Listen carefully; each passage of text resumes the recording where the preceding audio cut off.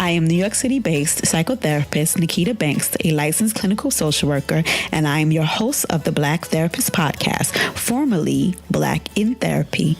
The Black Therapist Podcast is a place where we will discuss the unique issues people of color face when dealing with mental health issues and mental health diagnosis. You can listen to our show on SoundCloud, iTunes, and Google Play. You can follow us on Instagram, the Black Therapist Podcast, or you can hit us up on our website and sign up for our mailing list at blacktherapistpodcast.com. Also, on our website, you can find the links to our Twitter, Facebook, and Instagram pages. You can also email us show suggestions, general feedback, and any ideas that you have for, guests at blacktherapistpodcast@gmail.com. So tonight, I'm going to do things a little bit differently. I told you I was going to try to have some guests on, and I'm attempting to kind of master this technology. So I figured the easiest way for me to do that was to have somebody that actually know on the show in case things screw up. And so I told him I'm not going to introduce him, so I'm going to let him introduce himself. Hello, my name is Tee Smif, Theron Tee Smif, that is. Tesmif.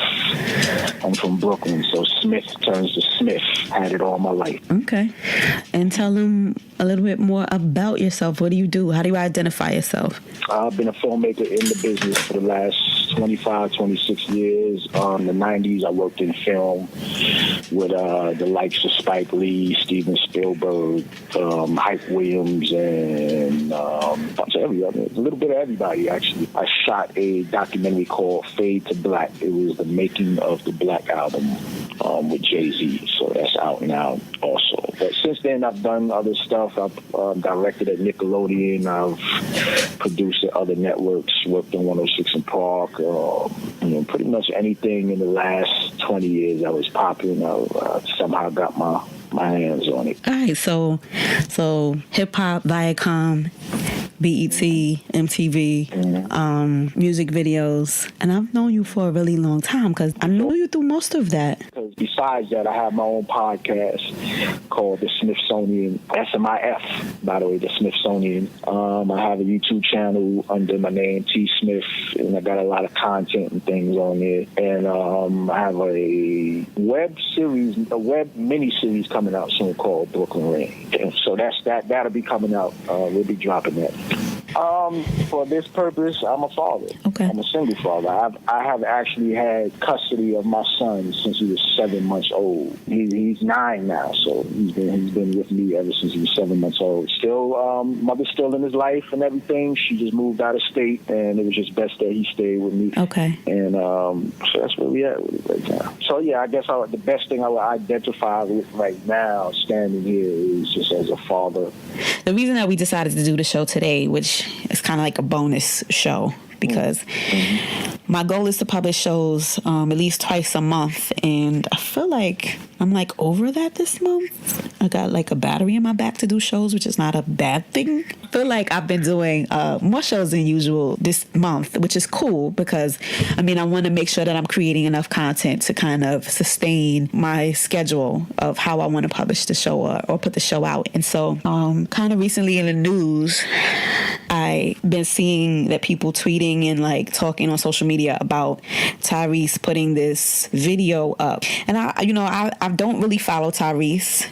You being in the industry, me being in the industry, I've kind of met him a few times, just kind of not somebody that I like in real life. I'm not against him or anything, but how you meet people, I just didn't get the kind of energy that I wanted to, or I didn't get the vibe that I wanted to, and that's neither here nor there. So I really wasn't following the social media chatter or the gossip about what was going on up with him, but I did hear that he was kind of going through some court struggle, and there was some sort of restraining order happening with his kid. And I heard something about him flying a banner over her school and delivering things to her school, even though there was a restraining order. Just the reports. I think that day was her birthday or something like that. I don't recall, but I think it was her birthday or something like that. And he wanted to do it big. I felt that was kind of, I don't know. So that's true. So you are a black man, I am a black woman, and just knowing, as somebody who had to navigate co-parenting as a single mother who had, my son's father was involved in the process his whole life, and he still is, but just kind of navigating parenting. I never really had to go through the court system, but I kind of never understood why, and I still don't. I don't understand why black men don't like the court system, especially because for me, and I'm not sure if you and I had this conversation, but for me, I think that what the court is great for doing is enforceable boundaries.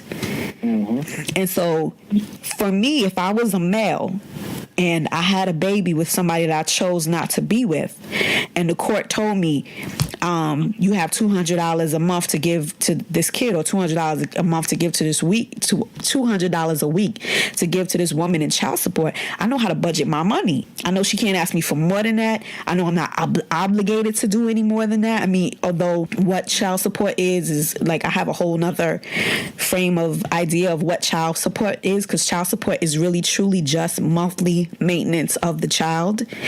It's not like for his birthday. It's not for like school clothes. It's not for like, buying the new J's. It really truly is like monthly maintenance of the child. So part of the child's light bill, because the kid has a light bill, kid has gas bill, kid got to brush his teeth, kid needs food. So really what child support is supposed to be budgeted for is monthly maintenance of the child. But a kid, just like everything else, is a bill. Like I can't even, as a woman, I can't afford to wake up and open my eyes and wash my face if my bills ain't paid. Mm-hmm. And so I never understood why black men have such this negative idea of just being taken to court, because if she step out of pocket and she don't give you the kids, and she doesn't do whatever she want to do, or she decides to do whatever she want to do in terms of like custodial interference, now you have a weapon against her to make sure that she's doing what she needs to do to be co-parenting in a proper way with you. I mean, I wouldn't frame it as a weapon per se. I would just say that it because we went through court, we went through family court 4 years. So wait, so before you even get into that, who took who to court? I did. So you initiated court proceedings? Yeah, and I'm not going to say and because me and my son's mother, she just had a baby too, so he has a little brother, so we're good. You know what I'm saying? But at that time, I just felt it was the necessary route to go, and I'm glad I did. Unfortunately, given the unfortunate situation, but I had to go that route because I'm not one of these guys that could walk the earth not knowing where my child is, what's happening to him, what's going on. I'm like, I need daily, constant, exposure to my child. Circumstance, I went to the courts hesitantly, but like you said earlier, it just it lays the boundaries out for us, because if I had to navigate that whole situation by myself with just her, we wasn't in good terms at that time, and I don't think a lot of things would have got accomplished the way that they did.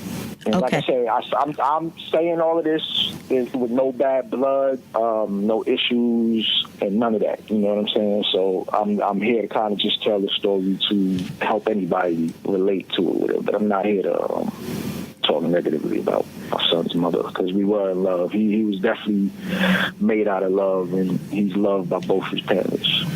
Okay. I mean, I respect that. I mean, I wasn't a therapist at the time, but I was a friend when you guys were kind of going through some of that. And I know just from my memory, and you could correct me if I'm, overstepping or remembering anything wrong. I know that once she had the baby, you guys were living together. And yeah, what we didn't realize at the time was she was going through postpartum. Okay. You know what I'm saying? So that kind of complicated a lot of things that was going on. Did she seek treatment? Yeah, because that's how we found out that that's what was kind of going on with her. Okay. You know what I mean? how educated were you about postpartum depression and like what your responsibility would be as somebody who had a partner who had that? In hindsight, I would have definitely moved different. Okay. I would have moved different. I probably could have even resolved the whole situation a little better. But I also like to think that, everything happens the way it's supposed to happen and for the reasons it's supposed to happen. You know what I'm saying? We don't know why. You know what I'm saying? I don't know what this is going to do long term for my son and or what. But he's completely loved on both ends. And that whatever issues me and his mother went through, it is between us, but it had nothing to do with him. Okay. And so when you went to court initially, what were you seeking? So funny enough, man, I don't know how to explain it without giving the little details. Did you want visitation? Did you want joint custody? Did you want... No, so what let's just say I had to utilize the court to get him back in my perimeter. Okay, so he was out of state. He was out of state because this is what I hear you say. So I had to use the courts to enforce a habeas corpus. Look at you. Like you got a little law degree. You read a book. 4 years in court, I learned a lot. I spent over $20,000 too. But anyway. Okay, so when you told your homies, listen, this is not working out. I'm going to take her to court. What did the hood say? What the hood say about it?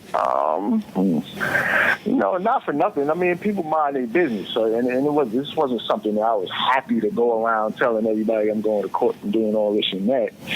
You know what I'm saying? So, it wasn't as much as like what I think. What I was more concerned about is how my family was going to take it and what they were going to go through. Well, how did they take it?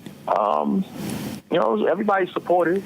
I mean, I wouldn't be here to this day if it wasn't for my mother and my sister. My whole family, of course, my aunts and my step-pops and my pops and everybody, but specifically my mother and my sister. They held me down and they hold me down. You know what I'm saying? Okay.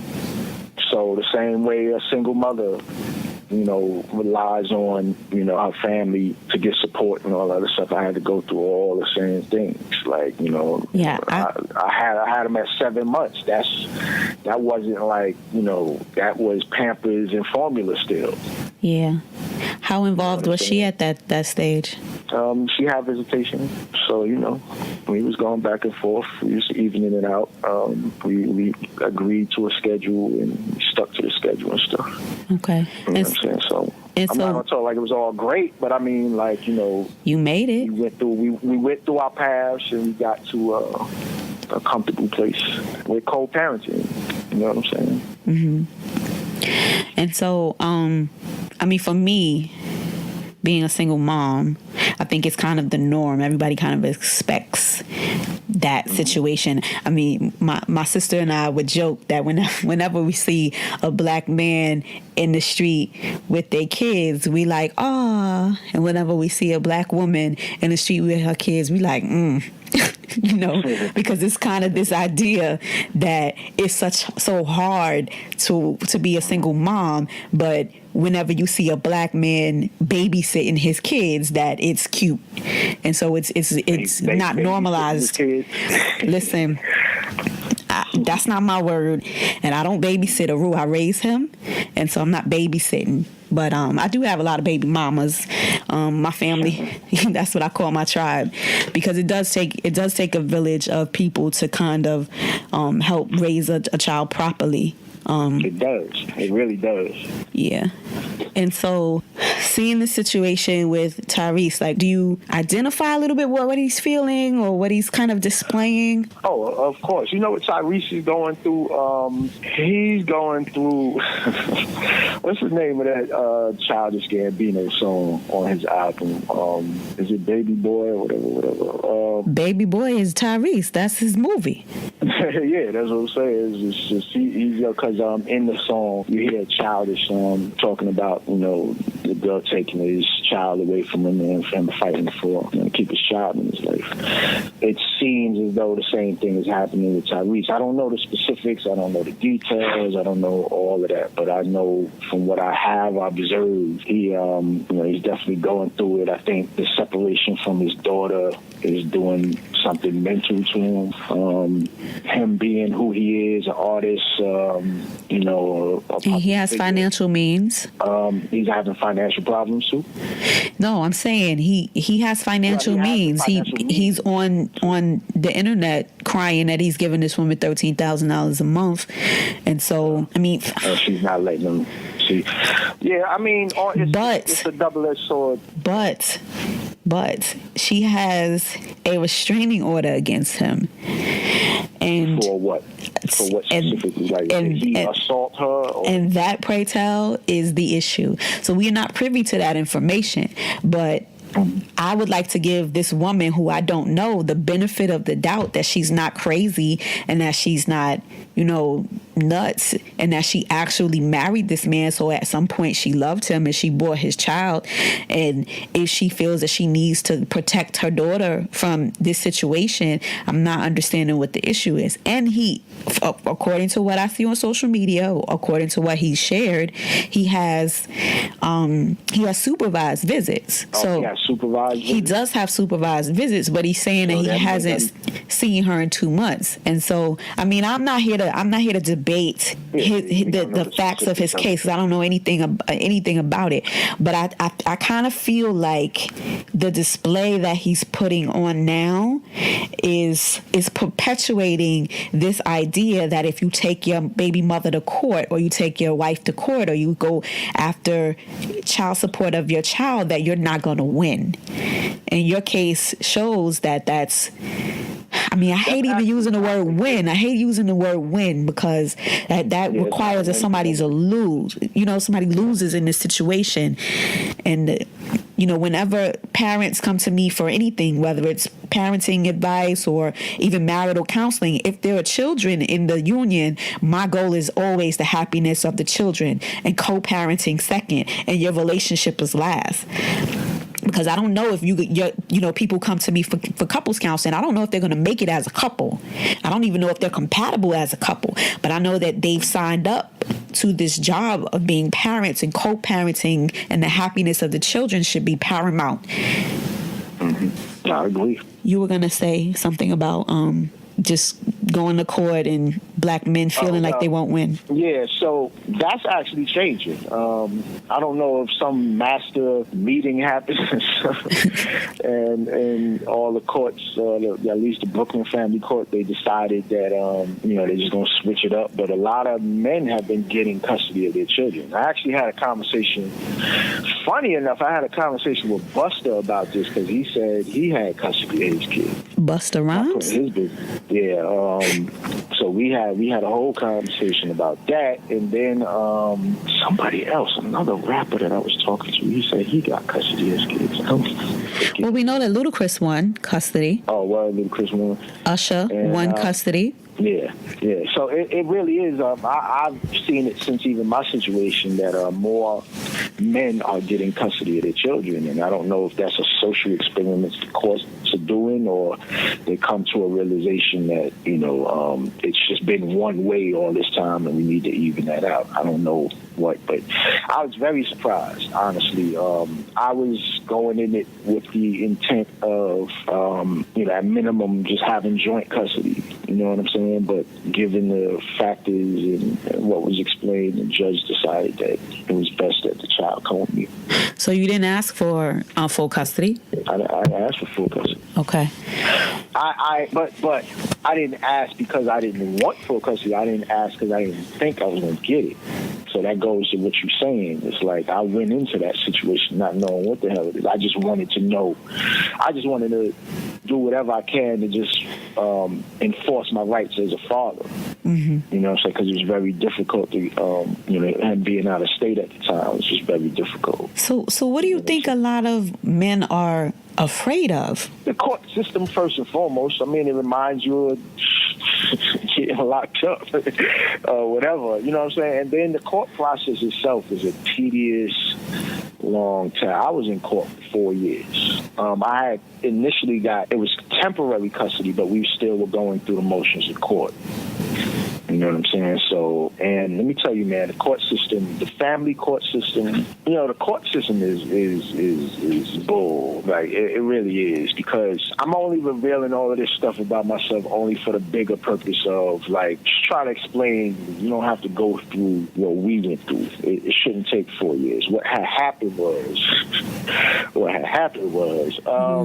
when you place lawyers in the middle of your direct conversation, and if those lawyers don't have the intent being true mediators, not just check collectors, but mediators, meaning that they sit in the room with you and their intent is to mediate a solution between the two of you, then your lawyer, you're going to get caught up in all of that stuff, what lawyers do, and, they like to control the narrative and they start throwing things in the game. And the further away that you get from communicating with the mother and father, or the further away you stop communication with the mother and father, is the more complicated it gets.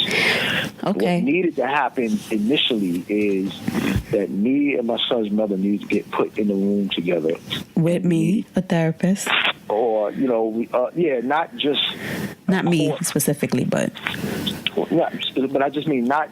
Don't put us in a room with just a court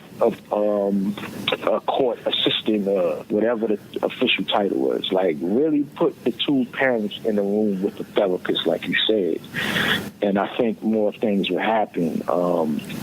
We winded up getting caught up in the battle because of the extra added elements than, really going into really deep, concentrated mediation. You understand what I'm saying? Because it becomes like weapons.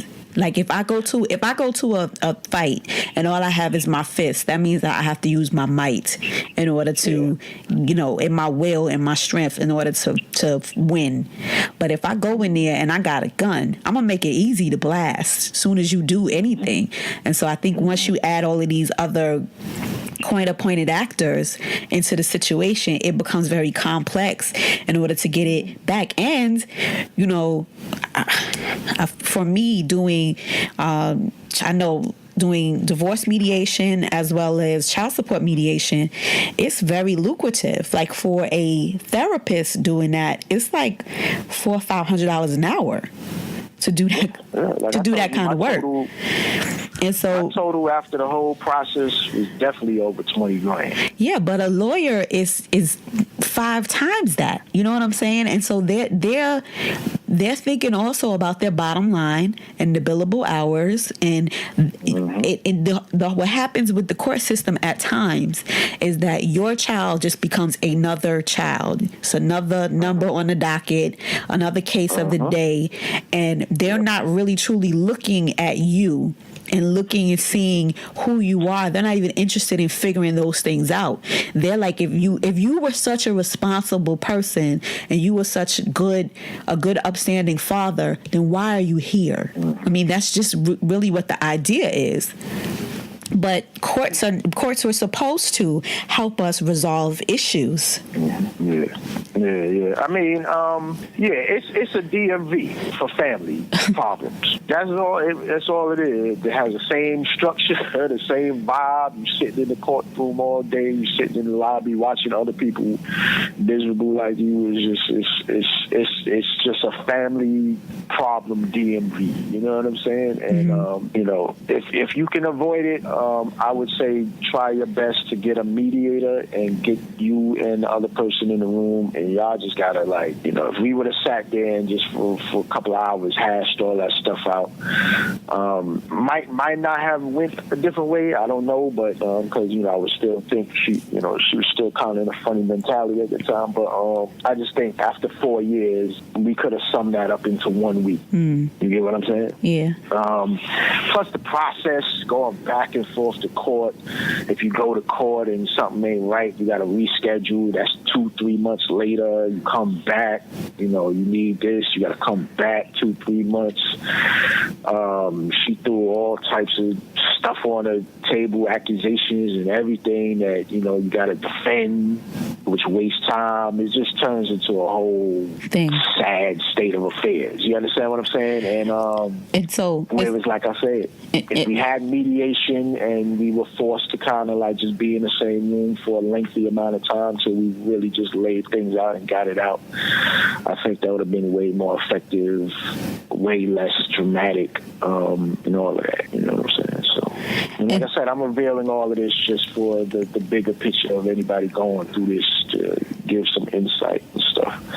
We definitely didn't have to go down the route that we went. Okay. And so if you had to do it all over again, would you? I would, given the situation and how it went down, I could see that I would have had to still go through the courts, but I would have definitely streamlined that whole court process better. A lot of things was just us being young, you know, in the mental space that we were in, and you know, being in that situation for the first time. You're not an expert.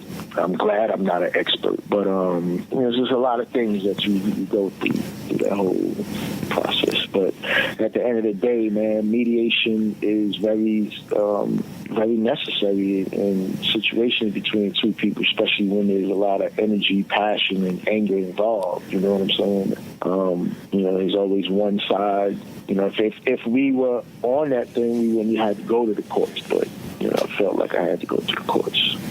So if I had to do it again, I feel like I probably would have wound up having to go through courts. But like I said again, I would just streamline the situation a little bit, and I would have focused more on trying to get me and his mother into more mediation situations than just court defense.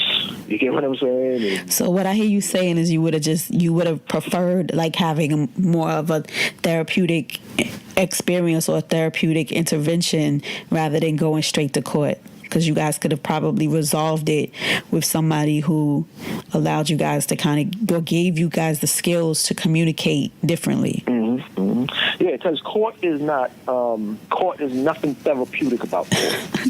No, it's not. Nobody in there is there to be therapeutic with you. Nobody has the intent of fixing everybody. It's a system. Well, I must say, Brooklyn has a Brooklyn Mental Health Court. Brooklyn has Court of Innovations. They have Brooklyn Mental Health Court. They have. That's new. They have Court of Innovations has been there. It's been there for a while. But they have Brooklyn Mental Health Court, which is amazing.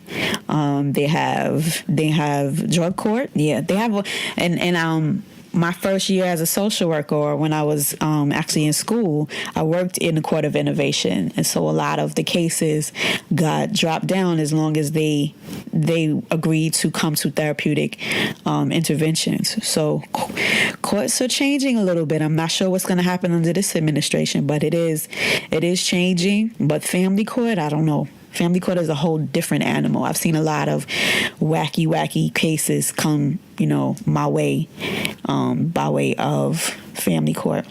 But what I wanted to ask you is if there was somebody that you knew were kind of, dealing with this. I had a patient today who he actually was attempting to commit suicide because he said part of his issue was he was very depressed. He hasn't been able to see his kid, his baby mother is the B word.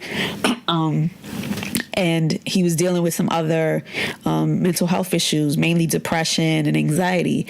And so, maybe not him, but if you know somebody who's kind of going through that, and I think it's probably common for men to be, depressed about that situation and feel very powerless when a woman decides that they want to do whatever they want to do with the child, or if it's an extreme case, a woman is using the child as a weapon. But if you, knew somebody or somebody listening who may be going through that, what advice would you give them? Again, I would say either try to find somebody that's neutral between the two of you and try to go through as much mediation as possible before you take them steps. But the bigger picture is it really depends on the maturity of the two people, how focused they are towards raising the child and, not getting into all of that stuff. But like I said, the biggest thing is mediation. And that's not as easy as it sounds, you know what I'm saying? To find a neutral partner between two opposing elements. You understand what I'm saying? Because either one is going to feel biased over the other or whatever. So that's why maybe go to your local pastor, go find somebody like yourself or what have you, or whatever. But that would be something that would definitely be very helpful to our communities, is mediators, conflict resolution, just knowing how to, like, when I have a beef with somebody or somebody has a beef with me, how to get first us sit two in the room first, and then to bring us down to earth where we can actually listen to each other and get rid of the whatever animosities or negative energies that exist. What I will say is there are also a lot of community-based organizations that help with fatherhood programs. Yeah. And so I actually had to go through one of those. Okay. Court appointed. Mm-hmm. So it was like I had to go for 3 sessions. It was like a fatherhood program. It's pretty basic, you know what I'm saying? We sit in the room with other fathers, go through a workbook, talk about, parenting, fatherhood, the importance of connecting with your children and stuff like that. And then you have a graduation after that. That was court appointed. Okay. So I had to go through that process. And did you find value in that? I found value in it because I opened myself up to find a value in it. But, a couple other people was there just like, it's just going through the motions. You know what I'm saying? Mm-hmm. Once again, I want to thank Theron Tee Smif of the Smithsonian Podcast, Smif with an F, for coming through and sharing his personal experience with being a single dad and what it was like for him to go through the court system and actually gaining custody of his son. So thank you for listening and be well. You've listened to another episode of the Black Therapist Podcast. Once again, I'm your host, Nikita Banks, licensed clinical social worker, and this is Black Therapist Podcast, formerly Black in Therapy. If you are looking for any information, any resources about today's show, or if you just want to drop a line and say hey and subscribe to our mailing list, you can do so at our website, blacktherapistpodcast.com. You can send us emails at blacktherapistpodcast@gmail.com. And if you enjoyed what you heard today, please like, comment, share, and subscribe, because we want the show to grow as organically as we possibly can, and we cannot do that without you. Thank you for listening. Be well.